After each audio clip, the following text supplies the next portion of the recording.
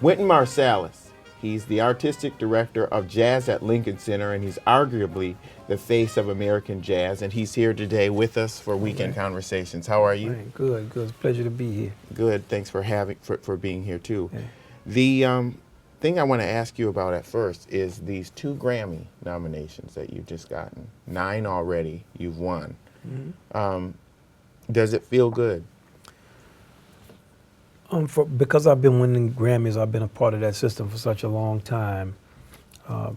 For me, I realize it's more popularity than quality. So it doesn't feel bad, but I'm not jumping up and down. But I am happy for Ted Nash, who was nominated with Jazz at Lincoln Center, with the Jazz at Lincoln Center Orchestra for the other piece, Portrait in 7 Shades, because I think he did an unbelievable job on his piece. It's a great piece that we've toured, and people love it everywhere, and I think that the Grammy nomination may bring a little more attention to what he's doing.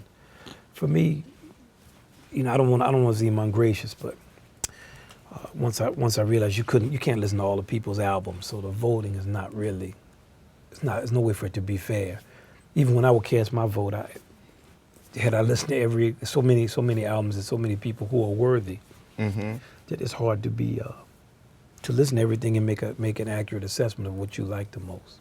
And you are listening to a lot of jazz, I'm sure. Who right now, especially in the younger generation, do you see as doing well? I think it's like a lot of piano players. Jonathan Batiste is a great young piano player. Aaron Deal is another great young musician with a trio, a great bassist named Philip Keane. Ben Williams is another good bass player. And there are a lot of other, of course, Marcus Roberts. I don't know if we would consider him young, but he's always the guy I talk about because he's kind of the genius of the modern piano and invented a new way to play the instrument and all of that. And many other great musicians, from Bill Charlap to Cyrus Chestnut to Eric Reed. Okay. And so, when I started out, I said that you are arguably the face of American jazz, been almost appointed an unofficial spokesman for it. How do you feel about that? Is that a comfortable role for you to be in? Well, I don't know so much about it as a role, but I've been talking about the music for a long time. My daddy is a jazz musician. I grew up in New Orleans. I grew up with the music. I always wanted to be a part of the world of the music and to represent the music. And I try to talk about the music with intelligence and integrity. And I try to educate myself as I go along. Of course, there are a lot of things I'm not really qualified to speak on, so I don't think that the music needs so much a face. There are many different types of people with different thoughts and opinions and experiences that are as valid and as informed as mine and what I know about.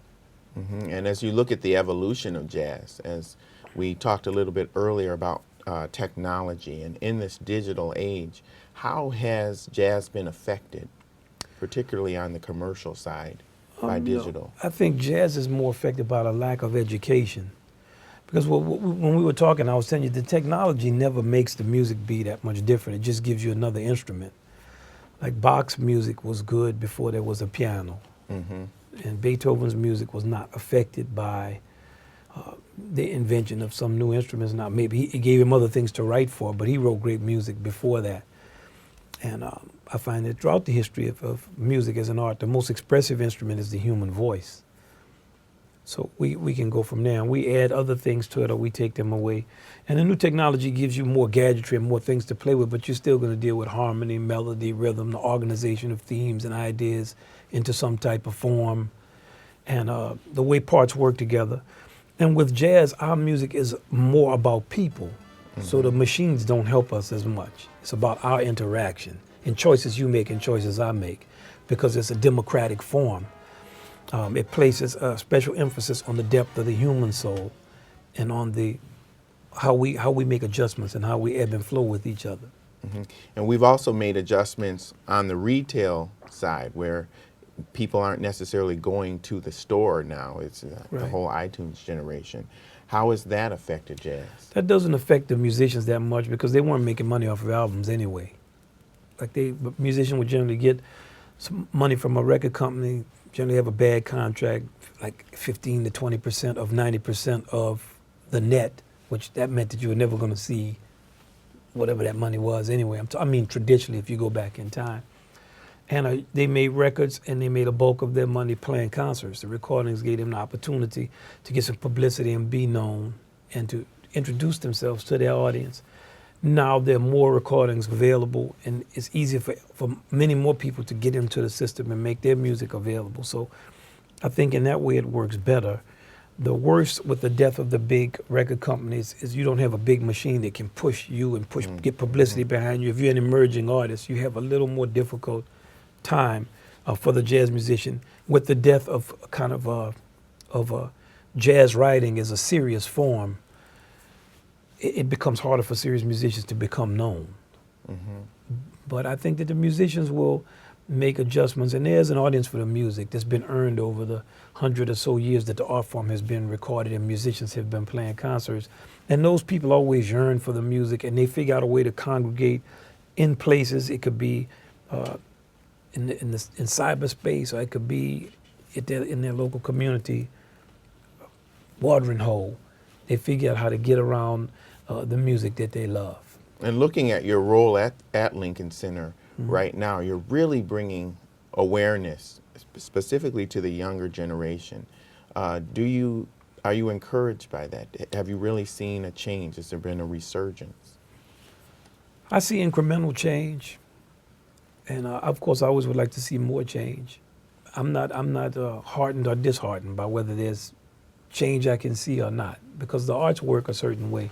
There's so much based on the substance of something that you're sitting in the center of the identity of a group of people.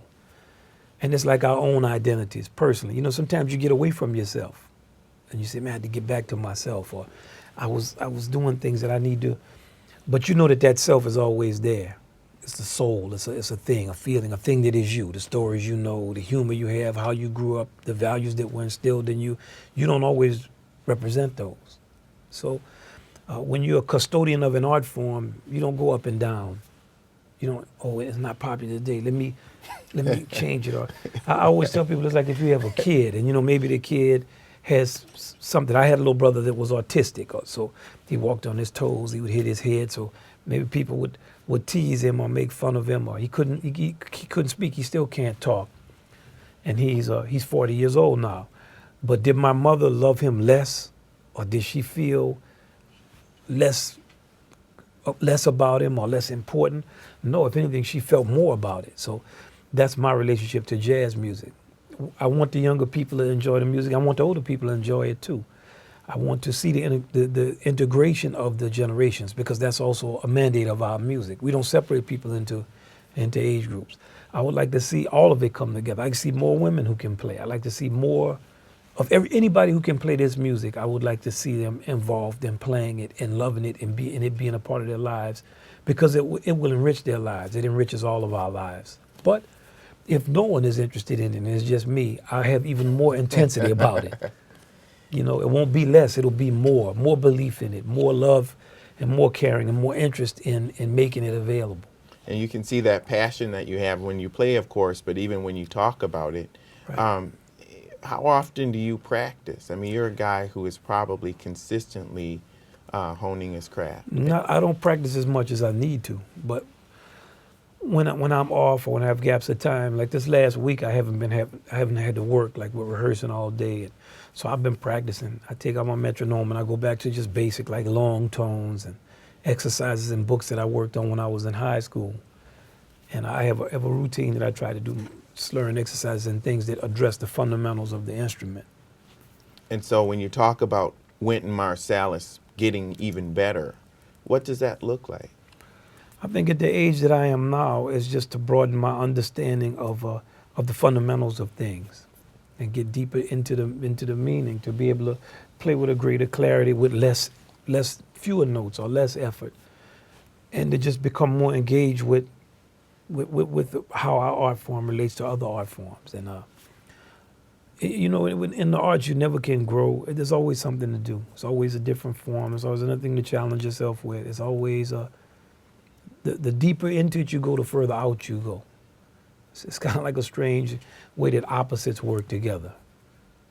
Are you challenged by the people that are playing around you? Yeah, I'm very fortunate because I get to play with the greatest musicians in the world.